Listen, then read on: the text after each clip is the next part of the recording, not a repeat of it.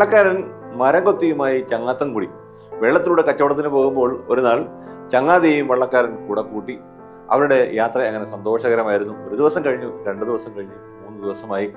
അന്ന് വെള്ളത്തിന് നടുക്കെത്തിയപ്പോൾ പെട്ടെന്ന് വള്ളത്തിനകത്തേക്ക് വെള്ളം ഇരച്ചു കയറാൻ തുടങ്ങി. വള്ളം നിറയെ സാധനങ്ങളാണ്. വള്ളക്കാരൻ ആകെ ഭയന്നുപോയി. മരംകൊത്തി പറഞ്ഞു, ഞാൻ എത്ര ദിവസം അങ്ങനെ ഒന്നും ചെയ്യാതെ ഇരിക്കും? ഇന്നലെ രാത്രി അങ്ങ് ഉറങ്ങിക്കിടന്നപ്പോൾ എൻ്റെ ചുണ്ടുകൊണ്ട് ഞാൻ 1-2 കൊത്ത് കുത്തി. ആ കൊത്ത് അങ്ങ് കുഴിഞ്ഞ് കുഴിയായിപ്പോയി. വള്ളം വെള്ളത്തിൽ മുങ്ങിപ്പോയി. മരം കൊത്തി പറന്നുപോയി. ഇടം കൊടുക്കുമ്പോൾ നമ്മൾ നന്നായി ആലോചിക്കണം. ഞാനിപ്പോൾ ആരംഭിക്കുന്നു. എല്ലാ കൂട്ടുകാർക്കും സ്വാഗതം. ദൈവ സ്മരണ നമ്മൾ അകത്തേക്ക് സ്വാംശീകരിച്ച് കഴിയുമ്പോൾ നമ്മളുടെ അകം മുഴുവനും ദൈവ നാമം ദൈവമായി അത് പരിണമിക്കും. ക്ലെപ്റ്റോമാനിയ തലച്ചോറിലുള്ള ചില രാസവസ്തുക്കളുടെ വ്യതിയാനമായതുകൊണ്ട് തന്നെ കൃത്യമായി ചികിത്സ കൊടുത്ത് തന്നെ അത് മാറ്റേണ്ടി വരും. നമ്മൾ അതിവേഗത്തിൽ മറ്റൊരിടത്ത് എത്താൻ വേണ്ടി ഹൈവേയിലൂടെ പാഞ്ഞു പോകുമ്പോൾ, നമ്മൾ ഹോണടിക്കുമ്പോൾ വശത്തേക്ക് കാറ് മാറ്റി നിർത്തി അല്ലെങ്കിൽ വാഹനം മാറ്റി നിർത്തി നമുക്ക് കടന്നു പോകാൻ വഴിയൊരുക്കി തന്ന ഒരു ഡ്രൈവറെ നോക്കി നമ്മൾ നന്ദി പറഞ്ഞിട്ടുണ്ടോ?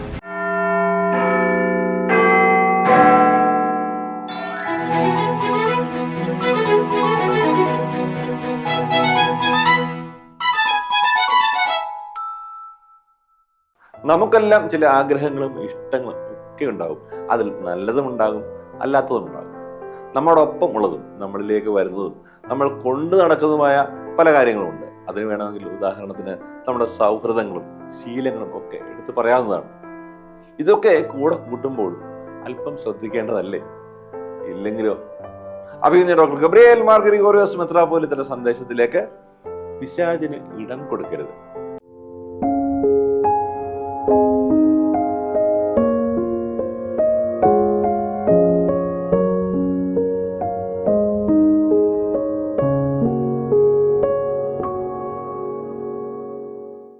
പിതാവിൻ്റെയും പുത്രൻ്റെയും പരിശുദ്ധാത്മാവിൻ്റെയും നാമത്തിൽ തനിക്ക് സ്തുതി.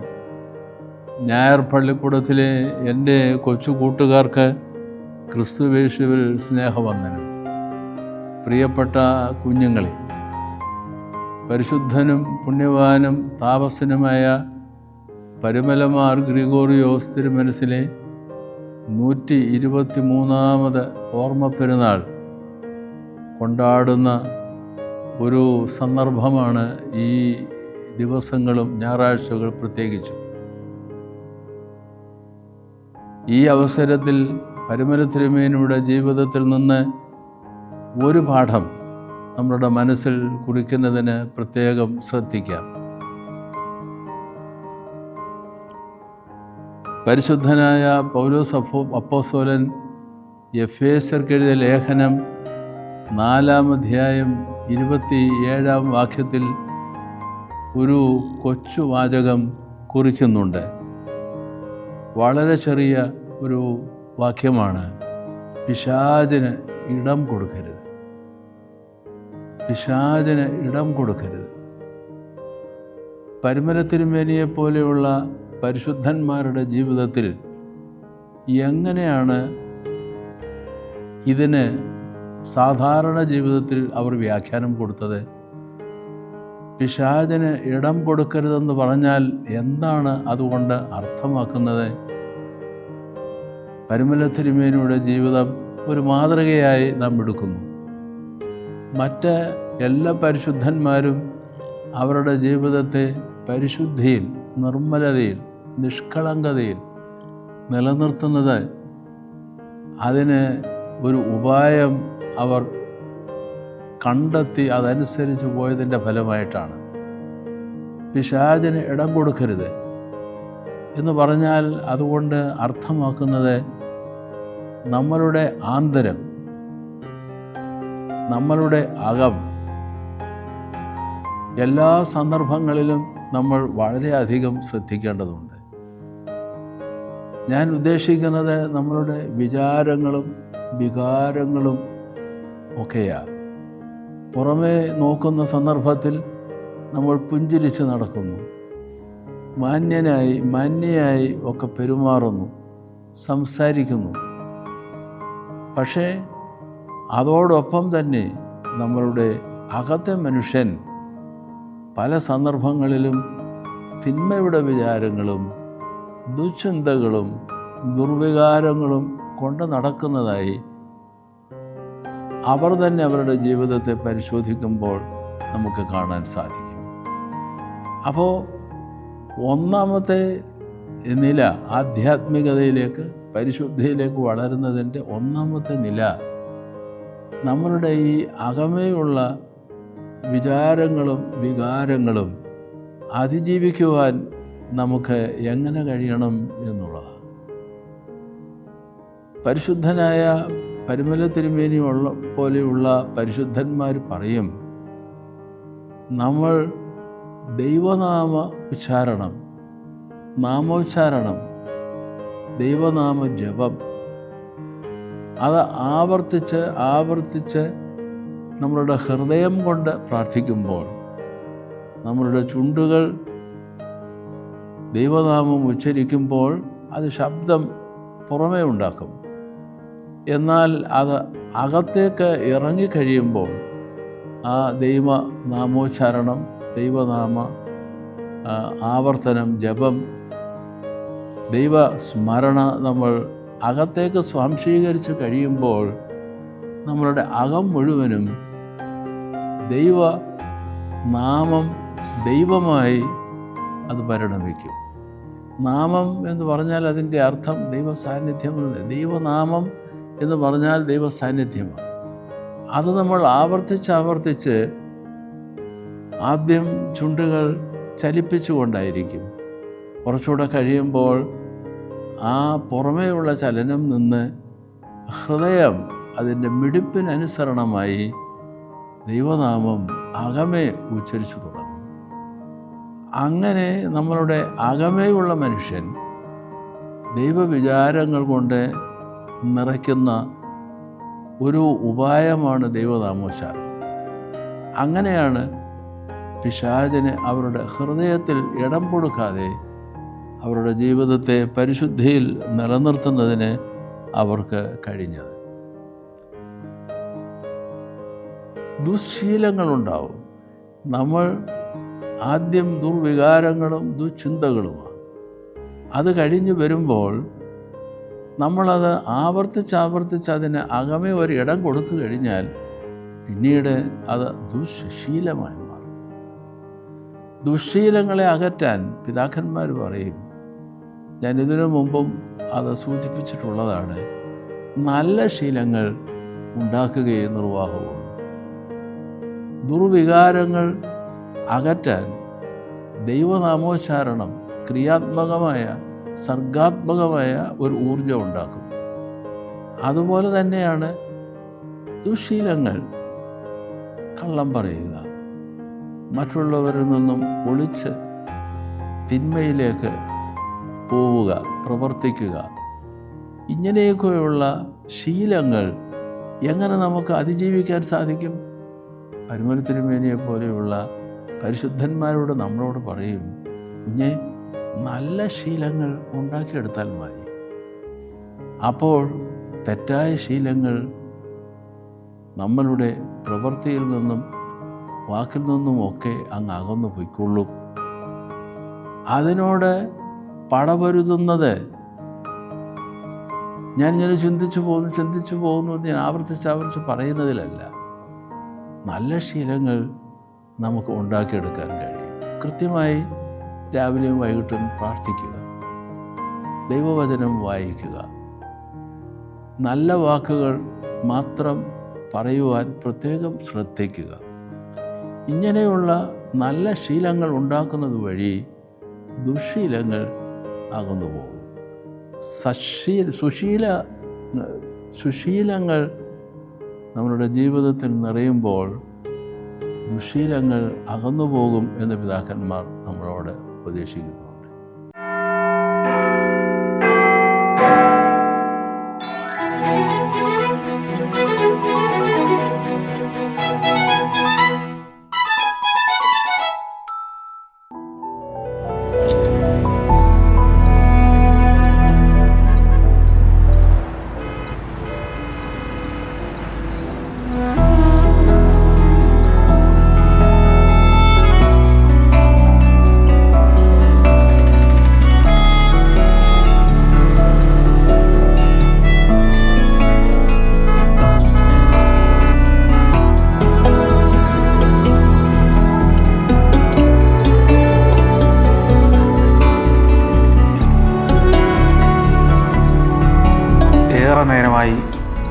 ക്രോസ് ചെയ്യാൻ കാത്തു നിൽക്കുന്ന നമുക്ക് നമ്മുടെ മുന്നിലെത്തി വാഹനം നിർത്തിത്തന്ന് നമ്മളോട് കടന്നു പൊക്കോളാൻ പറയുന്ന ഒരു ഡ്രൈവറുടെ നേരെ നോക്കി നമ്മൾ എന്തെങ്കിലും ഒന്ന് കൈവീശിയിട്ടുണ്ടോ, ഒന്ന് പുഞ്ചിരിച്ചിട്ടുണ്ടോ?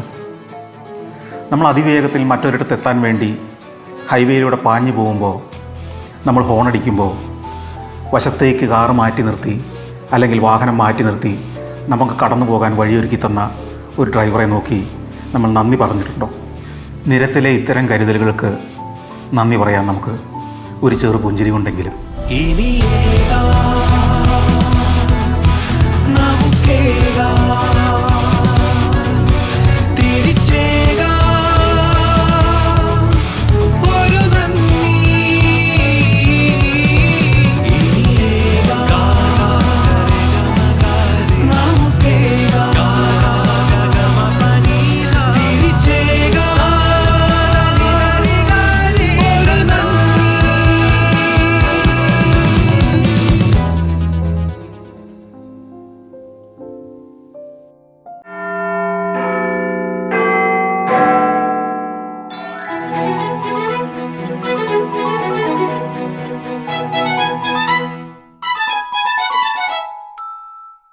കൂട്ടുകാരൊക്കെ ഇഷ്ടമുള്ളത് എന്തെങ്കിലും കണ്ടാൽ അത് ചോദിച്ചു വാങ്ങും. എന്നാൽ ചിലരങ്ങനെയല്ല, ചോദിച്ചു വാങ്ങും, പക്ഷേ ആരും കാണാതെയാണ് ചോദിച്ചു വാങ്ങുന്നത്. മോഷണം എന്ന് അങ്ങ് തീർത്ത് പറയാൻ കഴിയില്ല. അത്ര വിലപ്പെട്ട കാര്യങ്ങളൊന്നും അല്ല, പക്ഷേ എടുക്കാതിരിക്കാൻ കഴിയുന്നില്ല. എന്താണെന്ന് പപ്പയും മമ്മിയും ഒക്കെ ഒന്ന് ചോദിച്ചാൽ ആ എന്നൊരു മറുപടി മാത്രമേ ഉണ്ടാവുകയുള്ളൂ. എടുത്തതൊന്നും നമുക്ക് അത്ര ഇഷ്ടമുള്ളതോ ആഗ്രഹമുള്ളതോ ഒന്നും ആയിരിക്കില്ല. ഇതൊന്ന് നിർത്താം എന്ന് വിചാരിച്ചാലോ അതും അത്ര എളുപ്പമാകുന്നില്ല. അങ്ങനെയൊക്കെ ഉണ്ടോ? അഥവാ അങ്ങനെ ഉണ്ടെങ്കിൽ നമ്മൾ എന്ത് ചെയ്യും? ഇന്നത്തെ ലെസൺ ഫോർ ലിവിങ്ങിലേക്ക് ക്ലെപ്റ്റോമാനിയ. നമസ്കാരം പ്രിയപ്പെട്ട സുഹൃത്തുക്കളെ, ഞാൻ ഡോക്ടർ അരുൺ ബി നായർ. പല മാതാപിതാക്കളും കുട്ടികളെ കുറിച്ച് പരാതി പറയാറുണ്ട്. അവർക്ക് കുറച്ച് മോഷണ സ്വഭാവമുണ്ട്. വീട്ടിൽ പൈസയോ അങ്ങനെയുള്ള വസ്തുക്കളൊക്കെ വെച്ചിരുന്നു കഴിഞ്ഞാൽ ചിലപ്പോൾ എടുത്തോണ്ട് പോകും. അനുവാദം ചോദിക്കാതെ എടുത്തോണ്ട് പോയെന്നിരിക്കും. കുറച്ചുകൂടെ കഴിയുമ്പോൾ അയൽ വീടുകളിൽ നിന്നും ഇതുപോലത്തെ ശീലങ്ങളൊക്കെ ആരംഭിക്കുന്നതായിട്ട് കാണുന്നുണ്ട്. മുതിർന്നു കഴിഞ്ഞതിന് ശേഷം പലപ്പോഴും കടകളിൽ നിന്നുമൊക്കെ ചെറിയ ചില സാധനങ്ങളൊക്കെ എടുത്തുകൊണ്ട് പോകുന്നതായിട്ട് കാണാറുണ്ട്. ഒരു വലിയ പ്രശ്നമാണോ? ഈ കുട്ടി ഭാവിയിൽ ഒരു മോഷ്ടാവായി മാറുമോ എന്നൊക്കെ പലരും സംശയം പ്രകടിപ്പിക്കാറുണ്ട്. ഒരുപക്ഷെ ക്ലെപ്റ്റോമാനിയ എന്ന് പറയുന്ന ഒരു ആത്മനിയന്ത്രണ വൈകല്യം, ഇമ്പൾസ് കൺട്രോൾ ഡിസോർഡേഴ്സ് എന്ന് പറയും, അതിന്റെ ഒരു ലക്ഷണമായിരിക്കാം ഈ പറയുന്ന ഒരു അവസ്ഥ. എന്താണ് ഈ ക്ലെപ്റ്റോമാനിയ എന്ന് നമുക്കൊന്ന് മനസ്സിലാക്കാം. ക്ലെപ്റ്റോമാനിയ എന്ന് പറയുമ്പോൾ ഒട്ടും വലിയ വിലയൊന്നുമില്ലാത്ത ചെറിയ വില മാത്രമുള്ള സാധനങ്ങൾ, ഒരുപക്ഷെ പേനയാകാം, ഒരു കടലാസ് കഷ്ണമാകാം, അല്ലെങ്കിൽ എന്തെങ്കിലും ഒരു കൗതുക വസ്തുവാകാം. വലിയ വിലപിടിപ്പുള്ള ഒന്നും ആവണമെന്നില്ല, സ്വർണ്ണ ആഭരണങ്ങളൊന്നും ആകണമെന്നില്ല. ഇത്തരം വസ്തുക്കൾ കാണുമ്പോൾ അത് പെട്ടെന്ന് എടുത്ത് സ്വന്തം പോക്കറ്റിലേക്ക് ഇടണം അല്ലെങ്കിൽ ബാഗിലേക്ക് ഇടണം എന്നുള്ള ഒരു വല്ലാത്ത ഒരു തോന്നലാണ് ഈ ക്ലെപ്റ്റോമാനിയുടെ ലക്ഷണം. ഈ പ്രയാസം അനുഭവിക്കുന്ന ആളുകൾ പറയാറുണ്ട്, നമ്മൾ സാധാരണ തുമ്മാനായിട്ടുള്ളൊരു പ്രവണത വരുന്നതിന് തൊട്ട് മുൻപ് ഒരു വലിയൊരു പ്രഷർ നമുക്ക് അനുഭവപ്പെടുമല്ലോ. ഒന്ന് തുമ്മിക്കഴിയുമ്പോൾ എന്തോ ഒരു ആശ്വാസമായിരിക്കും. അതുപോലെയാണ് ഈ ക്ലെപ്റ്റോമാനിയ ഉള്ള ആളുകളും അനുഭവിക്കുന്ന ബുദ്ധിമുട്ട്. ഒരു ഈ പേനയോ അല്ലെങ്കിൽ ഈ ചെറിയൊരു സാധനമോ ഒരു കടയിലോ മറ്റൊരു പൊതുസ്ഥലത്തോ വെച്ച് കാണുമ്പോൾ വല്ലാത്തൊരു വെപ്രാളം, വല്ലാത്തൊരു ടെൻഷൻ, തലയൊക്കെ പെരുക്കും, ഒരു ശ്വാസം മുട്ടൽ പോലെ വരും. ആ സമ്മർദ്ദമങ്ങ് പാരമ്യത്തിലെത്തുന്ന സമയത്ത് ഈ പേന പെട്ടെന്ന് എടുത്ത് ബാഗിനകത്തോ പോക്കറ്റിനകത്തോ അങ്ങ് നിക്ഷേപിച്ചാൽ ഒന്ന് തുമ്മിക്കഴിയുമ്പോൾ കിട്ടുന്നതിന് സമാനമായ ഒരു ആശ്വാസം ഇവർക്ക് കിട്ടുന്നു എന്നാണ് ഇവര് പറയുന്നത്. ഇത് നമ്മുടെ തലച്ചോറിലുള്ള സെറട്ടോണിൻ എന്ന് പറയുന്ന ഒരു രാസവസ്തുവിന്റെ അളവ് കുറയുമ്പോഴുണ്ടാകുന്ന ഒരു സ്ഥിതിവിശേഷമാണ്. ഇത് കൃത്യമായി ചികിത്സയിലൂടെ മാറ്റിയെടുക്കാൻ സാധിക്കും. ഈ സെറട്ടോണിന്റെ അളവ് ക്രമീകരിക്കാൻ സഹായിക്കുന്ന മരുന്നുകൾ ഉപയോഗിച്ചാൽ ഇത് മാറ്റിയെടുക്കാൻ പറ്റും. മരുന്നുകളോടൊപ്പം തന്നെ ചില മനഃശാസ്ത്ര ചികിത്സകൾ, ഈ ചിന്താവൈകല്യങ്ങളെയൊക്കെ തിരുത്തി നമ്മുടെ പെരുമാറ്റം വ്യത്യാസപ്പെടുത്തി അത്തരത്തിൽ ഈ പ്രശ്നം പരിഹരിക്കാൻ സഹായിക്കുന്ന ബൗദ്ധിക പെരുമാറ്റ ചികിത്സ അല്ലെങ്കിൽ കോഗ്നിറ്റീവ് ബിഹേവിയർ തെറാപ്പി വളരെ പ്രയോജനപ്രദമാണ്. ഇത്തരത്തിലുള്ള ശീലങ്ങൾ കാണിക്കുന്ന കുട്ടികളെ മാതാപിതാക്കൾ എങ്ങനെ സമീപിക്കണം? ഒരു പ്രാവശ്യം ഒരു മോഷണം സംഭവിച്ചു എന്ന് വിചാരിച്ചുകൊണ്ട് ഇത് ഭൂമിയുടെ അവസാനമാണ് അല്ലെങ്കിൽ ലോകാവസാനമാണെന്ന് കരുതി അവരെ വളരെ ശബ്ദമുയർത്തി ശാസിക്കുകയും പരസ്യമായി ഭത്സിക്കുകയും പൊതുസ്ഥലത്ത് വെച്ച് കളിയാക്കുകയും വീട്ടിൽ നിന്ന് ഇറക്കി വിടുകയും ഒന്നും ചെയ്യുന്നത് അത്ര ആശാസ്യമായ കാര്യമല്ല. നമ്മൾ വളരെ കൃത്യമായ ചില പെരുമാറ്റ രീതികളിലൂടെ അവരെ ഇതിൽ നിന്ന് പിന്തിരിപ്പിക്കാൻ നമുക്ക് ശ്രമിക്കാൻ സാധിക്കും. കുട്ടികൾ ഇത്തരം മോഷണശീലം കാണിക്കുമ്പോൾ മാതാപിതാക്കൾ അവരോട് സംസാരിക്കുമ്പോൾ പറയേണ്ട ഒരു പ്രധാന കാര്യം, അവരുടെ ഈ മോഷണ സ്വഭാവം കാരണം എത്രമാത്രം നിങ്ങൾക്ക് സങ്കടമുണ്ടാകുന്നു, വിഷമമുണ്ടാകുന്നു എന്നുള്ളതാണ്. സത്യസന്ധമായി തന്റെ ഒരു പ്രവൃത്തി വഴി അച്ഛനോ അമ്മയ്ക്കോ വലിയ സങ്കടമുണ്ടായി എന്ന് കുട്ടിക്ക് ബോധ്യപ്പെട്ടാൽ കുട്ടി പലപ്പോഴും ഒരു പുനർവിചിന്തനത്തിന് തയ്യാറാകും. ഈ ശീലത്തിൽ നിന്ന് മാറി നടക്കാൻ അവൻ തയ്യാറെടുക്കുകയും ചെയ്യും. കുട്ടി പറയുന്ന കാര്യങ്ങളെ ക്ഷമയോടെ ഒന്ന് കേൾക്കാൻ മാതാപിതാക്കൾ തയ്യാറാവുകയും വേണം. നേരത്തെ സൂചിപ്പിച്ച പോലെ ക്ലെപ്റ്റോമാനിയയുടെ ലക്ഷണങ്ങളാണ് കുട്ടി കാണിക്കുന്നതെങ്കിൽ അത് സഹായം ആവശ്യമുള്ള, ചികിത്സ ആവശ്യമുള്ള ഒരു അവസ്ഥ തന്നെയാണ്. നമ്മൾ കാലൊടിഞ്ഞ ഒരാളിനെ കുറെ വഴക്ക് പറഞ്ഞാൽ അയാൾക്ക് ഓടാൻ പറ്റില്ലല്ലോ. തീർച്ചയായിട്ടും അയാൾക്ക് പ്ലാസ്റ്റർ ഇട്ട് കൊടുത്ത് ചികിത്സയിലൂടെ ആ ഒടിവിനെ പരിഹരിച്ചാലല്ലേ ഓടാൻ പറ്റൂ. എന്ന് പറയുന്നത് പോലെ ഈ ക്ലെപ്റ്റോമാനിയ തലച്ചോറിലുള്ള ചില രാസവസ്തുക്കളുടെ വ്യതിയാനമായതുകൊണ്ട് തന്നെ കൃത്യമായി ചികിത്സ കൊടുത്ത് തന്നെ അത് മാറ്റേണ്ടി വരും. ചികിത്സയോടൊപ്പം തന്നെ ആ കുട്ടിയുടെ ഒരു മനോഭാവം വ്യത്യാസപ്പെടുത്താൻ വേണ്ട ഒരു മുൻകരുതൽ മാതാപിതാക്കളുടെ ഭാഗത്തു നിന്നും കൂടെ ഉണ്ടായിക്കഴിഞ്ഞാൽ ഇത് കൃത്യമായിട്ട് നമുക്ക് ഭേദപ്പെടുത്തിയെടുക്കാനായിട്ട് സാധിക്കും. അതുകൊണ്ട് കുട്ടികൾ മോഷ്ടിച്ചു എന്ന് വിചാരിച്ചുകൊണ്ട് അമിതമായിട്ട് വൈകാരിക വിക്ഷോഭാവസ്ഥയ്ക്ക് അടിമപ്പെടേണ്ടതില്ല. പക്ഷെ നിങ്ങൾ അവരോട് തുറന്ന് സംസാരിക്കണം. ഈ മോഷണമെന്ന ഒരു പ്രവൃത്തി ഭാവിയിൽ എത്രമാത്രം പ്രത്യാഘാതങ്ങൾ ആ കുട്ടിയുടെ ജീവിതത്തിൽ ഉണ്ടാക്കാൻ സാധ്യതയുണ്ട് എന്നുള്ളത് അവനെ സമാധാനമായിട്ട് പറഞ്ഞു ബോധ്യപ്പെടുത്തണം. നാളെ ഭാവിയിൽ പ്രായപൂർത്തിയായ ശേഷം എവിടെ നിന്നെങ്കിലും ഇങ്ങനെ ഒരു മോഷണം നടത്തിയാൽ തീർച്ചയായിട്ടും ലോകത്ത് ഇപ്പൊ എവിടെ പോയാലും CCTV ഉണ്ട്. ആ CCTV ക്യാമറയിലൂടെ ഇത് പതിയുകയും അതൊരു തെളിവായി മാറുകയും ചെയ്താൽ നിയമപരമായി ഉണ്ടാകുന്ന ശിക്ഷകൾ, നമ്മുടെ ഭാവി ജീവിതത്തിനുണ്ടാകുന്ന പ്രതിസന്ധികൾ, ഈ കാര്യങ്ങളൊക്കെ കുട്ടിയെ പറഞ്ഞ് ബോധ്യപ്പെടുത്തി കൊടുക്കാം. അങ്ങനെ ഈ ഒരു ശീലത്തിൽ നിന്ന് പതിയെ പതിയെ അവനെ മാറ്റി മുഖ്യധാരയിലേക്ക് നമുക്ക് എത്തിക്കാൻ വേണ്ട പരിശ്രമങ്ങൾ നടത്താം.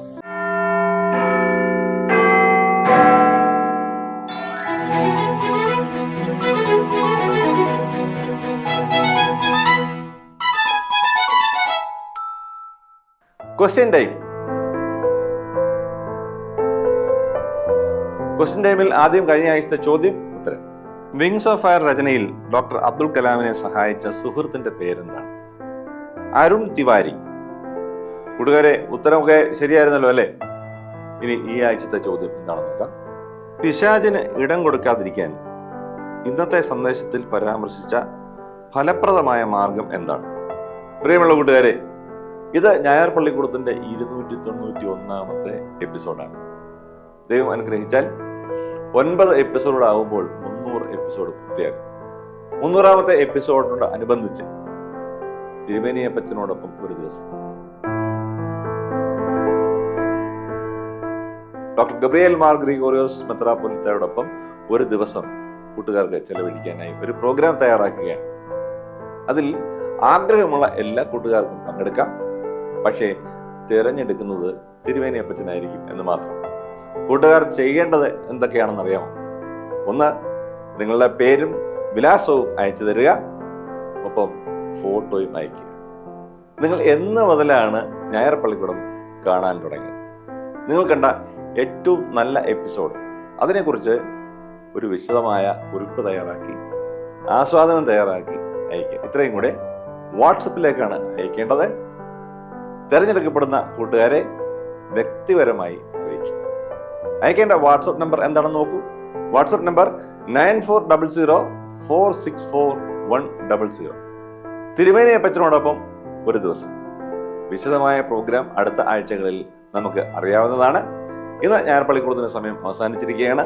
അഭിപ്രായങ്ങൾ കമന്റ് ബോക്സിൽ രേഖപ്പെടുത്തുക. തിരുവനന്തപുരത്തേക്ക് വിളിക്കുന്നവർ 2713-100 എന്ന ഫോൺ നമ്പർ പുറത്തു വയ്ക്കുക. ഞായർ പള്ളിക്കൂടം എല്ലാ ഞായറാഴ്ചയും ഇന്ത്യൻ സമയം രാവിലെ 7 മണിക്ക് ലൈവാണ്.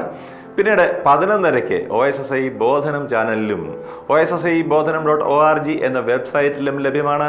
വൈകിട്ട് 7 മണിക്ക് ഗ്രിഗോറിയൻ TVയിലും ലഭ്യമാണ്.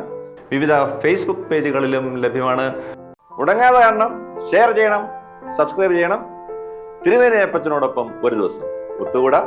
അടുത്ത ആഴ്ച കാണാൻ ആഗ്രഹിച്ചുകൊണ്ട് ചാച്ചൻ സന്തോഷ് ബൈ പറയുന്നു. എല്ലാ കൂട്ടുകാരെയും ദൈവം അനുഗ്രഹിക്കും.